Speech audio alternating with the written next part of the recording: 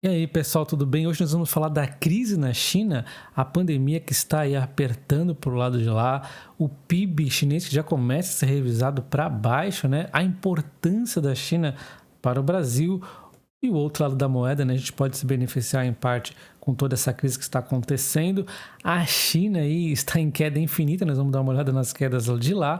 Vamos dar uma olhada em Taiwan. A China tá de olho em Taiwan, né? E a crise aí de 2008, vamos dar só uma olhadinha como foi a crise, embora diferente, a gente dá uma noção aí das ações que tendem a resistir melhor. E falando da pandemia, isso aqui assustando o mercado, né? Ela estava bem controlada na China e começa a acelerar aqui. E assim, por que o mercado fica tão acelerado, assustado se acelerou no mundo inteiro, né? Porque a China ela é meio que intolerante, então ela faz lockdowns, isso aí é ruim para a economia, desacelera a economia, né? Então o mercado já fica aí assustado. Eu espero que consigam controlar essa variante. Ela é muito mais infectante, né? Então não sei se vai ser tão simples controlar, mas pelo menos ela é menos fatal, segundo aí os estudos, não sei o que estou falando, né? Então, a gente vê que no Brasil tivemos também essa aceleração e depois a redução. Só que aí, né, começa o relaxamento, olha só, já começa a aumentar isso aqui em São Paulo. Em outros estados a gente não está vendo tanto isso, mas deu essa aceleradinha aqui, essa subidinha.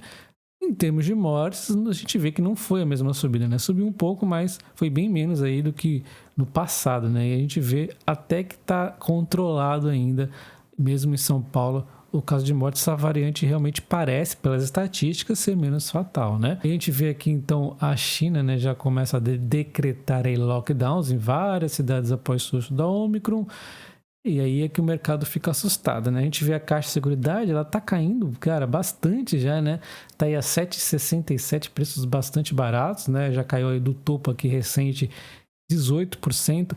Agora com a Sul América que está mais ligada à Redditor do que a um case de seguradora, então a Caixa de Seguridade é a mais exposta aí à sinistralidade, né? Então ela que tende aí a mais sofrer agora, depois da Sul América saindo, né? Bom, enfim, voltando aqui para o mercado chinês, a gente vê o Morgan Stanley aqui reduzindo, né, o PIB de 4,5 para 3,9 para 2022, né? Uma desaceleração por conta aí desses casos aí da pandemia aumentando, né? Então a gente vê aqui a relação do Brasil com a China é muito, muito forte, né? Então assim, olha só quanto que o Brasil exportou em 2021 para a China e quanto exportou para os Estados Unidos. Então, de 31 para 87, cara, é quase 3 vezes a mais, né? E nesse ano até que deu uma diminuidinha, mesmo assim, a tendência é sempre fechar é quase 3 vezes a mais, é muita coisa, né? Se a gente for ver depois dos Estados Unidos, vem a Argentina com 11. Então, olha só a relevância aí da China para o Brasil. O Brasil exporta muito para a China e, aliás, também importa bastante de lá, né? Mas, enfim, seria aí meio caótico, né? A perda da China aí como importadora nossa, né? A gente vê que os principais produtos exportados, né, para a China é exatamente os que a gente mais aí exporta para o mundo, né, que é o minério de ferro, a soja, óleos brutos, como o petróleo, carne bovina, celulose, açúcares e assim vai, né? A gente vê aqui os principais produtos que o Brasil exporta, né? Soja, minério de ferro, óleos brutos, tem café também, tem vários outros aqui, açúcares, né? Você vê que tem muita correlação. Os principais produtos exportados do Brasil, a maioria acaba indo também para a China, porque é a China que, na verdade, faz também levar essas exportações do Brasil, né? E aí, no meio do caos, podem surgir novas potências, né? Potências, entre aspas, podem surgir países mais fortalecidos. E o Brasil pode ser beneficiado por esse conflito que ninguém queria, né? Rússia e Ucrânia, ninguém quer. Mas a verdade é que está acontecendo e pode fortalecer o Brasil com a Rússia saindo do mercado, né? Por um tempo. Nós temos aí também os commodities em alta, né? Além disso, nós temos a China com talvez a crise, né? Eu acho que num primeiro momento seria catastrófico para o mundo, seria muito ruim para o Brasil, como nós vimos essa interligação aí que a gente tem importante, são importantes para a gente, mas depois de contornar esse problema inicial, a gente pode surgir em si como uma força se os políticos brasileiros fizerem a coisa certa, o que não dá muito para confiar, né? Mas enfim, a bola pode estar vindo para o nosso lado. Além disso, nós temos um ponto aqui positivo em relação à bolsa, né? Que as empresas chinesas elas correm risco de ser retiradas de Wall Street. Então, assim, quem poderia estar investindo lá pode estar vindo investir aqui na Bolsa Brasileira, né? Que é uma nova chance aí do cara pegar um país que está em desenvolvimento, né? já que a China vai ser impossível investir lá em algumas ações, né?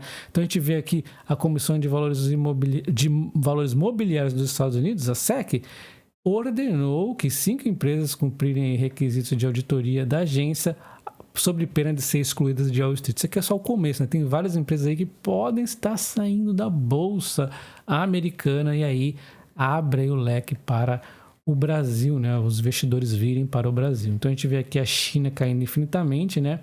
E aí quem investiu no China 11, né, se deu mal, teoricamente a princípio, né? Com essa queda aqui já de 52%, olha só, de praticamente um ano. É muita queda, né? Muita queda. E assim, para recuperar tem que subir muito, né? É muito difícil a recuperação agora. Quem comprou aqui no topo tem que subir 111%, é muita coisa. Então, assim, é um pouco arriscado você investir num país que a gente não tem muito controle do que está acontecendo, né? Eu, quando invisto no exterior, eu invisto o quê? Estados Unidos e países desenvolvidos. E ainda fico até com um pouco de receio, embora a Europa seja uma economia super antiga, a gente não acompanha tão de perto, né? Mas dá para confiar. Agora, Estados Unidos a gente consegue já ver mais um pouquinho de perto. Agora, a China, não dá para saber o que está acontecendo lá. Como que é muito perigoso investir lá. Enfim, né? Cada um aí nas suas ideias, eu acho perigoso. Então, a gente vê aqui o ETF aqui de internet na China, né? Caiu aí 79%. Se fazer aqui para recuperação de valor, teria que subir 362%. Ou seja, caramba, quando que isso vai acontecer, né? É muito difícil. Alibaba, aí você pegar um pezinho pequenininho, às vezes por uma ação ou outra, talvez valha a pena depois da queda, né? Porque a gente vê aqui a Alibaba caindo aí 75%, ó, ela não vai recuperar mais tão cedo, 314%, mas aí, de repente, depois da queda, né? Talvez possa aí se considerar, mesmo assim é um risco ainda, porque ela pode ser, por exemplo, tirada lá da Wall Street, né? Muito arriscado.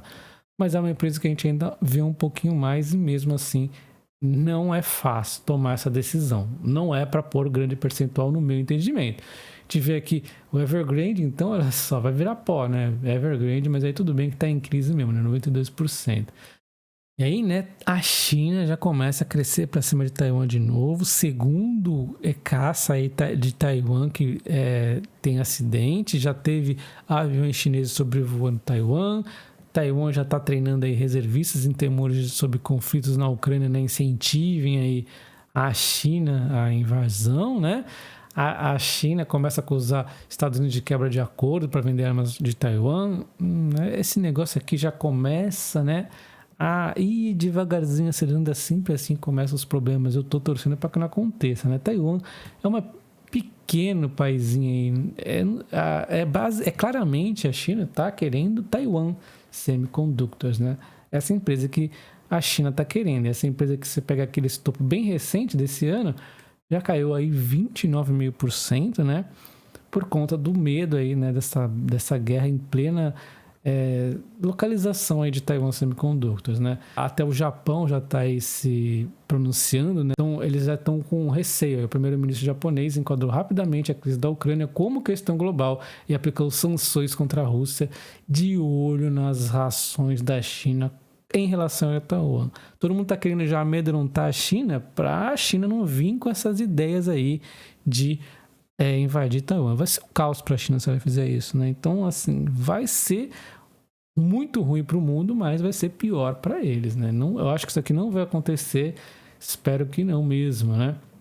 Então, a gente vê aqui o petróleo deu uma queda hoje, né? Forte aí, caindo por conta da possibilidade, né?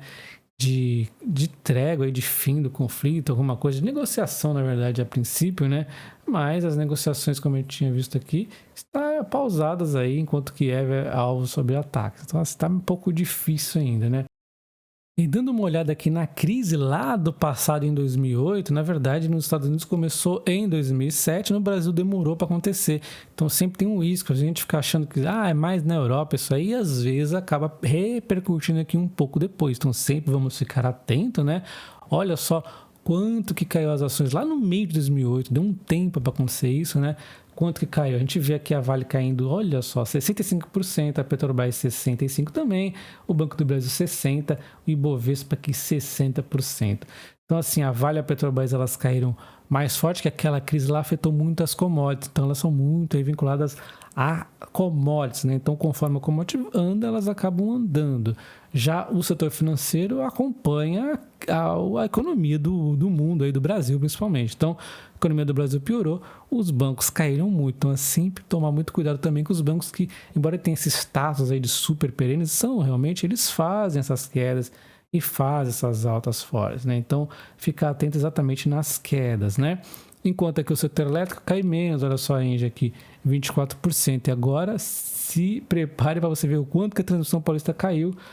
Foi difícil, quem tinha Transmissão Paulista nesse período foi difícil aguentar essas quedas de 2%. É o que ela caiu. É inacreditável, né? Então, assim, realmente às vezes parece que as empresas estão caras quando elas resistem maiores à crise e, na verdade, a Transmissão Paulista ela resiste à crise porque as suas receitas estão sempre aí, né? Asseguradas. É lógico que não dá pra gente cravar que ela vai fazer todas as crises um comportamento desse jeito, mas a gente vê que nesse ano ela novamente, aí nesses anos aqui recentes, resistiu bem.